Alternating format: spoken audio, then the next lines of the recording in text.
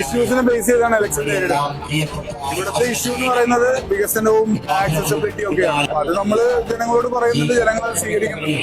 നമുക്ക് അങ്ങനെ വ്യക്തിപരമായി ആക്രമിച്ചു പോകേണ്ട ഒരു ആവശ്യം തെരഞ്ഞെടുപ്പിലില്ല. വികസനം പേപ്പറിൽ മാത്രം കാണുന്ന ഒരവസ്ഥ കളമശ്ശേരിയിൽ കഴിഞ്ഞ 5 വർഷമായിട്ടുണ്ട്. അത് തന്നെയാണ് ജനങ്ങൾക്ക് ഏറ്റവും വലിയ ആശങ്കയും. ഒരു വികസനം നേരിട്ട് കാണുകയും അനുഭവിക്കുകയൊക്കെ ചെയ്ത ആളുകളാണ് കളമശ്ശേരിയിലെ ജനങ്ങൾ. അവർക്ക് ഇപ്പോൾ വികസനം പേപ്പറിലൂടെ അല്ലെങ്കിൽ ഫ്ലെക്സിലൂടെയൊക്കെ വായിച്ചറിയേണ്ട ഒരവസ്ഥയാണുള്ളത്. ജനങ്ങൾ ഗവൺമെന്റിനെ എങ്ങനെയെങ്കിലും മാറ്റണം തീരുമാനിച്ചുറച്ചിരിക്കുന്ന ഒരു തെരഞ്ഞെടുപ്പാണ് വരും. കേരളത്തിൽ ഒരു മാറ്റം തീർച്ചയായിട്ടും ഉണ്ടാവും.